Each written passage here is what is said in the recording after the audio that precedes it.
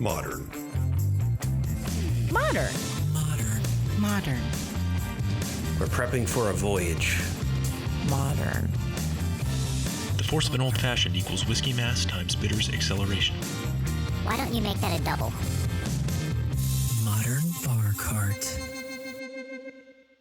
What's shakin', cocktail fans? Welcome back to another episode of the Modern Bar Cart podcast. As always, I'm your host, Eric Kozlik, and today we're going to hit another stop on our historic world tour of cocktail heritages, celebrating the launch of the Embitterment Heritage Collection of Cocktail Bitters right here on modernbarcart.com. For those of you who don't know, Embitterment is our flagship line of cocktail bitters, and we've recently added 4 new members to the family, all based on cultural flavors and cuisines from around the world. If you'd like to check out brief descriptions of those, definitely hit up episode 31, where we do a brief intro of each product and a deep dive into the flavors of the Indian subcontinent to honor our liquid gold ancient trade bitters. Or you can just head over to the products section of modernbarcart.com and browse through product shots and descriptions of each of our 4 new flavors.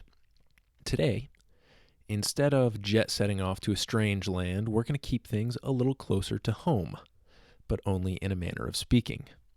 Our subject is the cocktails and cocktail culture of the American frontier, and that is going to take us, by definition, to a few places that are a little wild, places where you got to let the horse pick its own path because there are no roads. But to quote a professor I once had, where we're going, we don't need roads.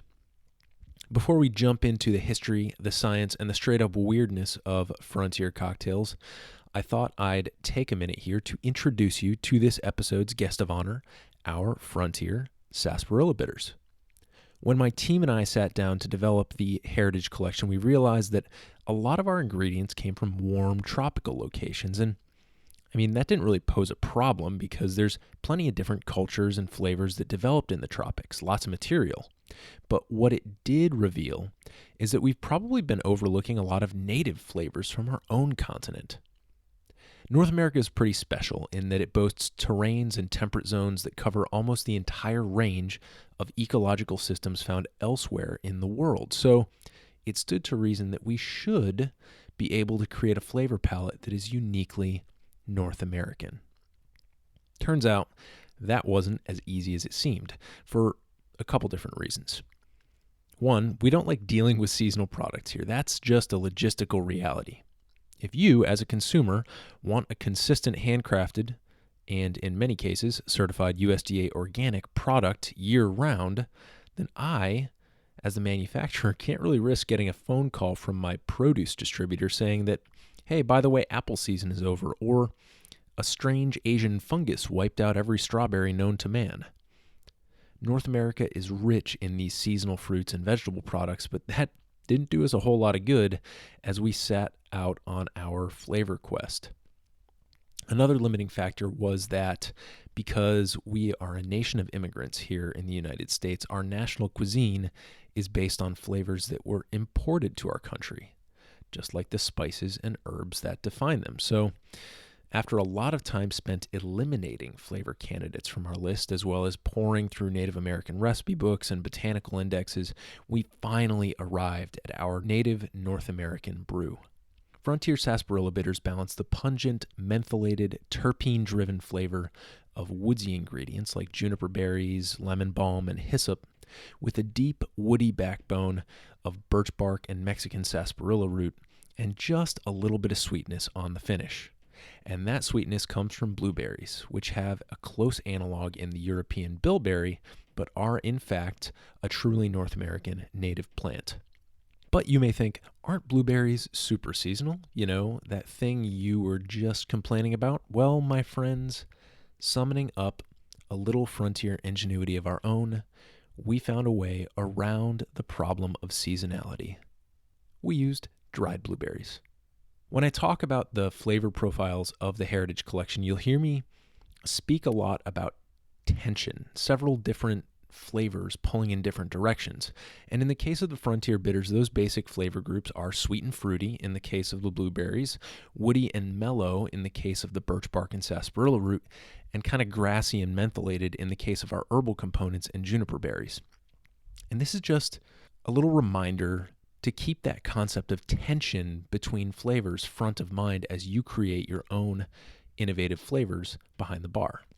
So, now that you know all about the flavor profile of our Frontier Sarsaparilla Bitters, you may be wondering which cocktail is the best staging ground for your first experiment with this amazing woodsy concoction. And in truth, the answer is simple: the Frontier Old Fashioned. This cocktail is, as you would suspect, a simple old fashioned made by swapping out our Frontier Sarsaparilla Bitters for whatever aromatic bitters you'd otherwise be using in the drink. And as I've said before, I think simple cocktails are often the best place to test out new bitters or other cocktail ingredients like liqueurs and vermouths, because you get the chance to experience the new flavor without a whole lot of noisy competition.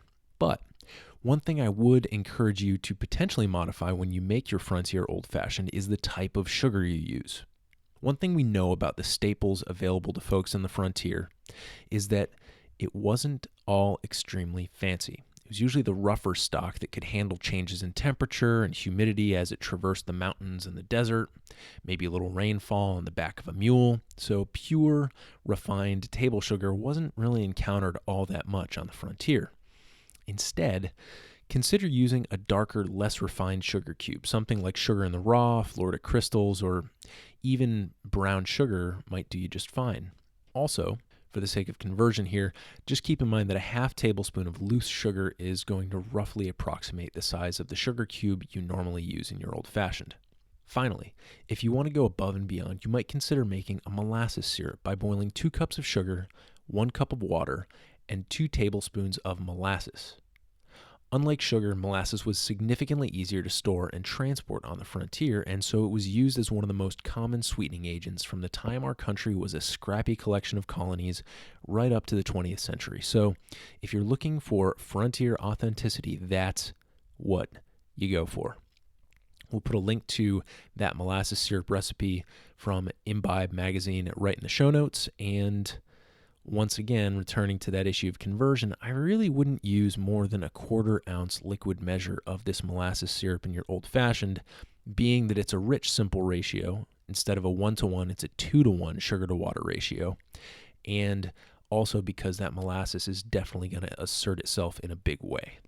So, you've got yourself your drink now. You're enjoying your first experience with our Frontier Sarsaparilla Bitters. Why not let me, at this point, regale you with some thrilling, inspiring, and often just plain bizarre facts and anecdotes about the cocktails and cocktail culture of the American frontier. Sounds kind of nice, right? Now, when it comes to telling a story, I'm a really logical guy, and I don't like people on the internet poking holes in my content. So first, I want to set a couple definitions about what the North American frontier is and whose cocktails and cocktail culture we're talking about in this episode. Starting with that first question, the what of the frontier, and to a large extent the who, depends entirely on the when. That's what makes this episode a bit of a trip through time. Getting into the etymology of the word frontier, we fall down a pretty fun little temporal rabbit hole. Frontier, derived from the French fronte, derived from the Latin France, derived from the Proto-Indo-European bron and bren, both of which indicate an edge or projection like a sword or the prow of a ship. So throughout history, the idea of the frontier is literally something that sticks out or borders a foreign substance. What we today in the startup world refer to alternatively as the cutting edge or the bleeding edge, depending on where you stand. Anatomically speaking, the Latin word frons also refers to the forehead or brow, which juts out into the world as an expression of your feelings. That's the part of the skull that houses the frontal lobe, and even though in Roman times folks thought that emotions were housed in the liver, clearly there was some connection lying just below the surface. And strangely, these Old Norse and Latin word origins gel pretty well with how we think of our own frontier heritage. The frontier is edgy, bloody, And the heroes who survived best found ways to harden themselves against danger. In another respect, the frontier is exciting, thrilling, possessing the capability both for great opportunity, the chance to, for example, manifest your own destiny, and also unspeakable horrors. Here we're talking about painted savages and grizzly bears. These optimistic dreams and nightmares are all brought to you by the frontal lobe. We know that the frontier is the edge of what the majority of people would call the civilized world, and that it was a place of both great danger and great opportunity. In the 16 and 1700s, the American frontier was kind of this understood line drawn from north to south down the western border of the Appalachian Mountains.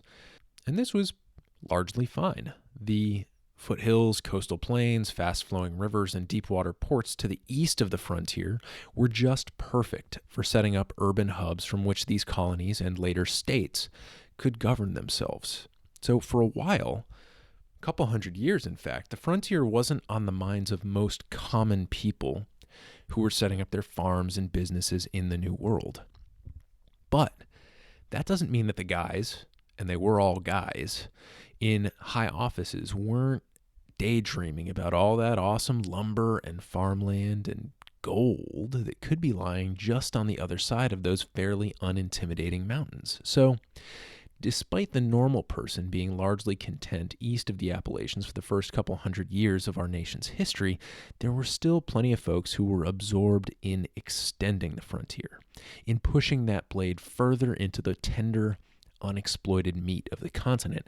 And it is largely the commercial, political, and military concerns of these groups and individuals that are responsible for creating the expansive North American frontier that we think of today. Now, we're going to pause here for a moment while we're still largely east of the Mississippi and just briefly mention that other question I raised a few tangents ago, the question of whose cocktails and cocktail culture we're talking about in this episode. The answer is, when it comes to drinking in those early days of our nation, there were two types of folks, rich and poor.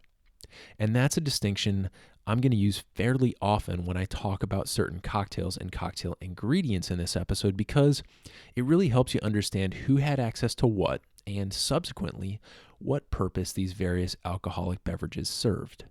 Starting in the very early days, those simple times when the Appalachians were the bleeding edge of the frontier, what were the rich folks imbibing and what did the poor folks scrape by with? Well, you have to remember that in the 16 and 1700s, cocktails weren't a thing yet. If you listen to our last episode, you'll recall that this is the high age of punch, that wonderful 5-ingredient elixir born in India that migrated its way across the world aboard British freight ships. And for the colonists, England is where all things fashionable and popular came from. So, if you were part of the landed gentry in the New World, it was sort of your job to take whatever the latest fad was in England and make it part of your next party in Philadelphia or Boston or Baltimore. So, what happened is in country taverns and wealthy estates alike, punch was the popular thing to drink in the 16 and 1700s for anyone who had some money to spare. If you didn't have all that much jingle in your pocket, you were likely to partake in something more along the lines of weak beer, country cider, or, if you were lucky, a nice whiskey.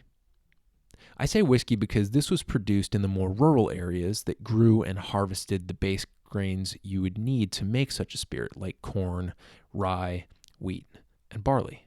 Rum and brandy were also popular in the colonies, but at least early on, you'd really only come across these spirits in wealthier settings, and often in the punch bowl.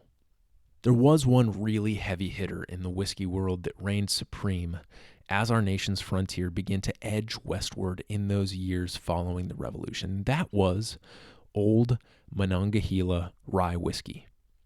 This stuff was produced in the watershed of the Monongahela River, spanning south-central Pennsylvania, western Maryland, and northeastern West Virginia, and it was a staple renowned for both its quality and its drinkability.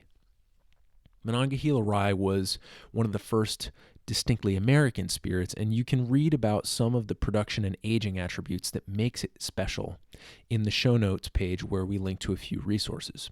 But The most important thing to note here is that as eyes were turning toward the frontier, rural Americans were beginning to form their own cultural identity, and they took great pride in the spirits they distilled. Now, let's fast forward a bit. So far, we've been hovering right around the time of the American Revolution, small country, relatively distinct and stable frontier, although I'm sure there's some disgruntled historians out there who would disagree, but nonetheless. Quick jump through our timeline here. In the year 1800, we've got the Louisiana Purchase, which more than doubles the entire landmass of the United States, and all for the bargain price of $15 million. Then, 1805, Lewis and Clark expedition, that famous journey to locate the Northwest Passage, or the water route to the Pacific Ocean, didn't pan out for them. In the 1810s and 20s, we've got the Missouri Compromise that sets kind of the rules and lays out a path to statehood in certain territories of the country in that new Louisiana Purchase, as well as some treaties with Britain and Russia to establish the northernmost boundaries of our nation, our current-day border with Canada. In the 1830s, we've got the Texas Revolution breaking that future state away from the rule of Mexico. And then, 10 years after that, we've got President James K. Polk, who extends the landmass of the nation yet again by initiating the Mexican-American War, which ended in the Mexican Cession and the Gadsden Purchase. It gave us California and the entire American Southwest. So, in the period of about 40 years, we go from a country with a pretty straightforward little life tucked between the Appalachians and the Atlantic, with a relatively stable frontier, to a country that's so big and so wide open that it's literally bursting with both danger and opportunity.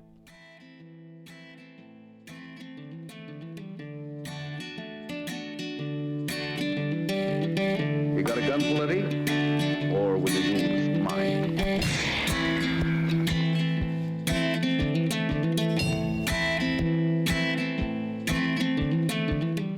This is the American frontier we think of in our imagination, filled with mountain men and hostile Native Americans, amber waves of grain, and dramatic mesa-studded sunsets. This is the myth of the American West. This is what sold dime store cowboy novels and created the characters that made John Wayne and Clint Eastwood famous. This is when brave Americans in the East gazed westward with both hope and trepidation, loaded up their wagons, tightened their belts, and started walking. And they brought their liquor with them.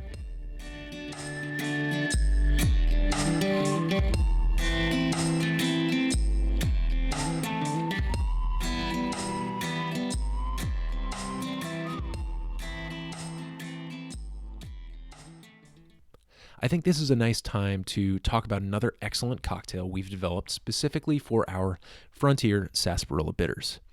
We call it the Fur Trapper's Daughter, and it's made with a fusion of French and American ingredients, which makes sense because before the time of the Louisiana Purchase, French fur trappers were some of the first folks who ventured beyond the Mississippi and into the Rockies and beyond. Lewis and Clark even employed such a Frenchman named Charbonneau to help guide them on their journey. To make this drink, you're going to need 1.5 ounces of cognac or brandy, 3/4 of an ounce of apple whiskey, here you can use Applejack or Calvados, 1/4 ounce of orange liqueur, Cointreau or Grand Marnier work nicely, and several dashes of our Frontier Sarsaparilla Bitters. You've got a lot of flexibility in this drink, which is great. You can kind of pick your adventure with an American Applejack or a French Calvados. And you can even pick your price point with an aged or unaged orange liqueur. So any way you spin it, you can't really go wrong. All you got to do is add these ingredients to a mixing glass with ice, stir it well, and then strain into a coupe glass. And for a garnish, I think a ribbon of apple peel could work really nicely. Or if you want to go for a brighter option, use a lemon twist, which is going to complement and kind of accentuate the dark, velvety sweetness of the brandy. So, now that you've got drink number 2 in hand, we've arrived at a place where the American frontier really comes into its own. After a brief and bloody interruption by the American Civil War, the railroad starts opening up the frontier to more and speedier settlement, and the telegraph begins to connect these individuals and their exploits with business interests and news-hungry audiences in the East. Remember when I talked about those wealthy Americans in the 1700s waiting for news of the latest fashions from London? Well, the same thing was kind of happening here, except it happened faster, and more of those wealthy folks from the East could just kind of hop on a train and arrive at the quote-unquote frontier after just a few days. It was these improvements in access and communication that spurred a whole ton of economic and technological development, all of which paved the way for the rise of the cocktail. Over time, a few places became very important metropolitan centers in the West. San Francisco, of course, which exploded after the gold rush that began in 1849. Then there was Salt Lake City, Denver, Dodge City, Kansas City, a whole bunch of others in Texas and the deep Southwest as well. And these places were where the wealthy transplants from back east, the new money from frontier entrepreneurs, and the everyday ranch hands and cowpokes would mingle, share news, have a drink or five, and yes, occasionally bathe. Which brings us to our question again. What were the rich folks imbibing and what were the poor folks swilling? This was the time when saloons came into full swing, some as standalone establishments and some housed in the fancier hotels where people of means were lodged. In response to the question of what types of drinks were commonly consumed in the Old West saloons, Frontier Fare columnist Sherry Monahan says, quote, "While it's true that wine, beer, and whiskey were largely consumed in most Western saloons, many also offered fancy mixed drinks. They were quite popular in the wealthier communities like San Francisco, Denver, and Dodge City, where bars served drinks such as the gin sling, mint julep, and whiskey punch." And Arizona state historian Marshall Trimble adds, depending on the location and year, a shot of whiskey usually cost around a quarter. Beer was around 10 cents a glass, and the mixed drinks went up from that price. From what I can gather online personally, skilled craftsmen were often paid somewhere around $2 a day, and we can assume that other trades kind of spread out from there. Some getting paid a little bit more, many getting paid quite a bit less. The bottom line is this. If you weren't a business owner or a wealthy carpetbagger from back east, chances are you were on the lookout for affordable booze wherever you can find it and pretty much whatever it tasted like. So for a little inspiration about just what this stuff was and what it was called, I visited the Old West Glossary of Strong Drink online to see what cowpokes were calling their hooch, and I was not disappointed. This is a really funny little resource. It's really just a blog post from 2013, and I'll link to it in the show notes, but it's just got this whole massive list of really funny, kind of quirky American words, and a lot of them, especially in the strong drink section, refer to whiskey.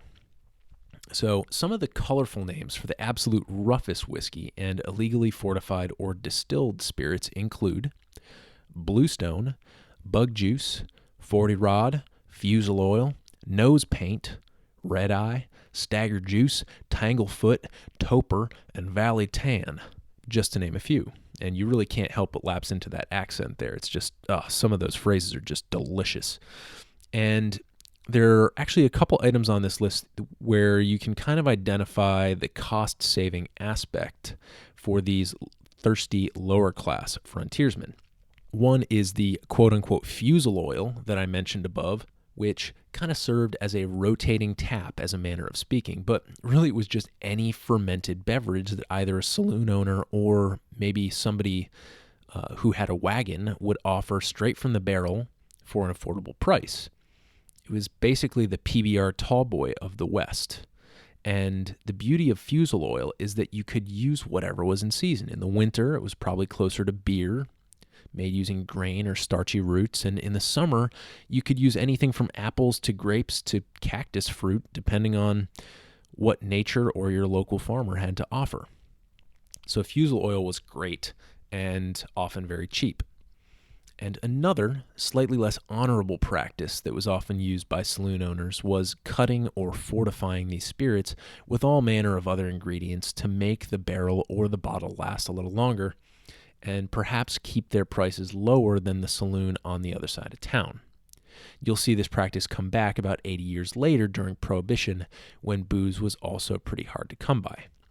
But enough about these crusty gauchos and penniless drifters. What if you were a well-to-do lady or gentleman who just arrived on the latest train from Chicago? Perhaps you might be more enticed by a so-called fancy mixed drink that you'd need to specify by name to avoid some of the questionable concoctions that some of these saloons were obviously serving. And chances are there'd be some sort of palatable option for you. There are a whole swarm of drinks that became popular around this time that were all kind of orbiting and being pulled in the direction of the cocktail, including the sangaree, which was basically any beer, wine, or spirit cut with water, sweetened with sugar, and then topped with spice like nutmeg, kind of like a lazy punch. Then there was the sling, which included 2 ounces of a spirit, 1 teaspoon of sugar, 1 ounce of water, and a small lump of ice. And of course, as the 19th century drew on, there were the popular juleps and smashes, which included shaved ice, fruit, herbs, and garnishes, and in some cases, multiple liquors. Another benefit of more transportation and improved technology was carbonation. And this is where you see sodas made from citrus and various other flavoring agents, including, lo and behold, sarsaparilla, becoming popular mixers, especially for lighter drinks in warmer climates. As you can see, this is the setting in which punches, toddies, slings, and tonics that had followed settlers across the frontier from back east became transformed into the cocktails that characterized the golden age of pre-prohibition drinking toward the end of the 1800s. And there was one big commodity that spurred this advance: ice. Think about it. If you're a saloon owner in a boomtown like the one we see in the popular HBO series Deadwood, are you really concerned with ice? No. You're going to get the miners, cattle hands, various foreigners, and ladies of loose character all liquored up as quickly and as efficiently as possible so you can part them with more of their money. And that meant whiskey shots and beer, which have minimal storage and refrigeration considerations. Chances are you, as a saloon owner, haven't been around long enough or don't plan to stay around long enough once the railroad moves on to worry about building an insulated ice house, then waiting for winter, if you're someplace cool enough for that to happen, cutting ice on a lake, lugging it to the ice house, and dealing with all the labor and upkeep that would basically amount to a whole other business in and of itself, and one that would fail immediately if the demand wasn't there. So it's no wonder that Frontier slings and toddies, both precursors to the cocktail, were served either room temperature or hot, just like punch. But in the 1850s, in the midst of the California gold rush, things began to change. I'm going to read a passage by cocktail historian David Wondrich on this subject because he said it better than I can. He always says it better than I can, and he actually put in the time to do some primary source research here. This passage is from his book Imbibe, and it starts out fairly nonchalant and historical, but it escalates quickly in terms of what all this means for the cocktail. So perk up a bit as you listen to this. Quote, "The gold rush may not have changed every aspect of American life, but it sure galvanized the sporting fraternity. As Bayard Taylor observed when he toured the diggings in 1849, in the easy-come, easy-go atmosphere of California, weather-beaten tars, wiry, delving Irishmen, and stalwart foresters from the wilds of Missouri became a race of sybarites and Epicureans, he said. This was manifested most characteristically in their sudden and surprising fondness for champagne and all kinds of cordials and choice liquors. One of the places this expressed itself was in the cocktail, a luxury that, at a bit or two a pop, even a busted flush gambler or empty pan prospector could afford. That taste for the finest extended to ice. John Borthwick, a Scot who spent much of the early 1850s in California, later recalled of the mining town of Sonora that, quote, snow was packed in on mules 30 or 40 miles from the Sierra Nevada, and no one took even a cocktail without its being iced. In any case, by the end of the decade, an iced cocktail was no longer an item of wonder, not just in California, but in the rest of the country as well.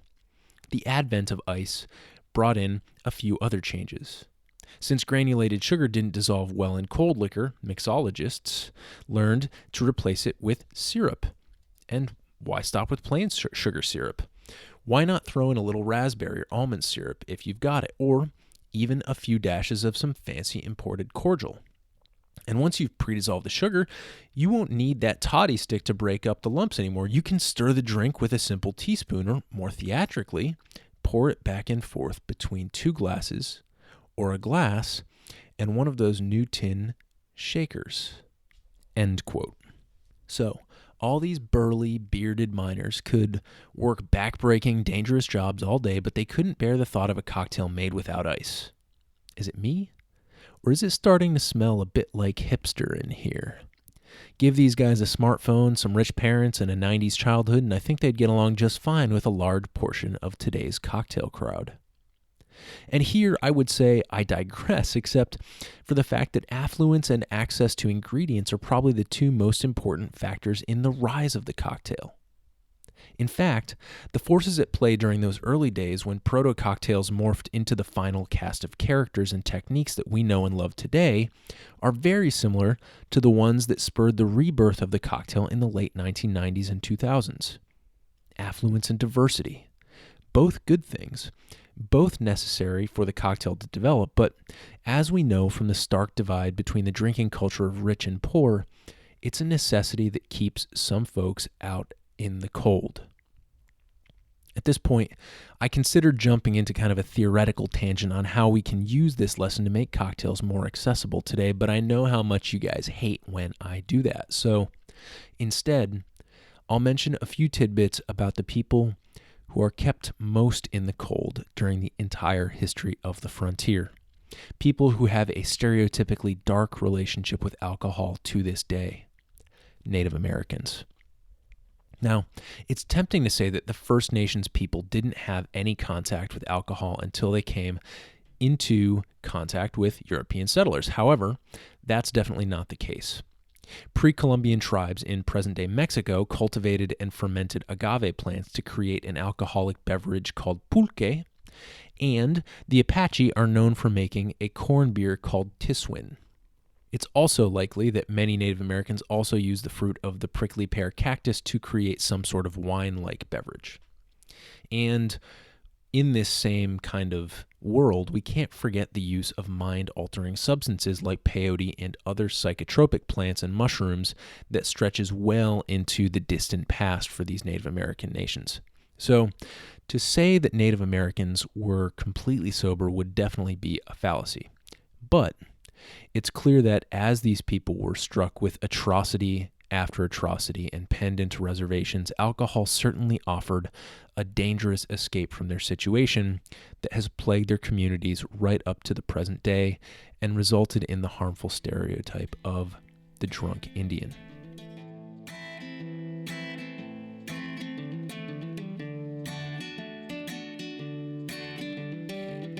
You got a gun, Plenty? Or will you use mine?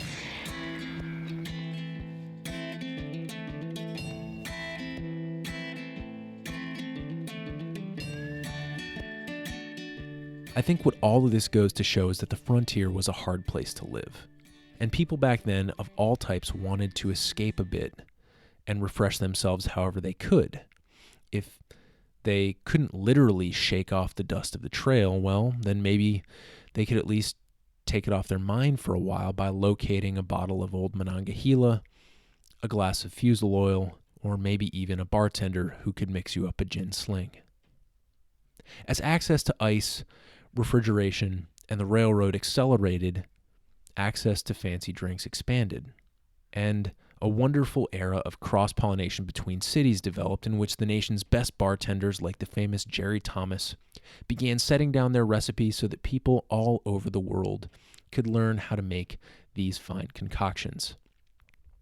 This was the golden age of the cocktail, and it is the subject of another episode. But if you're the type of person who's enamored with the glitz and glam of luxurious city bars and perfectly crafted cocktails, my biggest ask of you right now would be to always remember that these would never have been invented unless a bunch of smelly, stubborn miners packed their mules with snow and refused to drink their libations unchilled.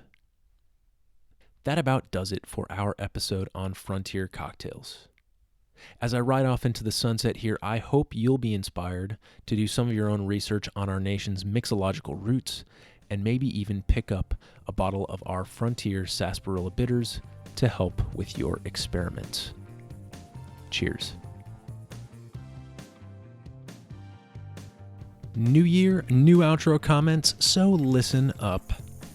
If you liked this episode, spread the word. Tell us, tell your friends, tell your dad it's time he tried a new cocktail. Ask your mom where she put your granddad's cocktail shaker. Start having conversations about cocktails. You can join in our conversation by tagging or mentioning us on Facebook or Instagram at Modern Bar Cart, or feel free to type a long flowing email for me to read and send it along to podcast@modernbarcart.com. We're real people and we actually respond to your comments and your emails. Also, if you want to go ahead and break the fifth wall and actually become a part of the Modern Bar Cart podcast by allowing me to interview you, that email I just mentioned is also where you can go and introduce yourself. Keep an eye out for new products as we continue to build out our awesome line of cocktail mixers, accessories, and gear. And until next time, drink responsibly and experiment boldly.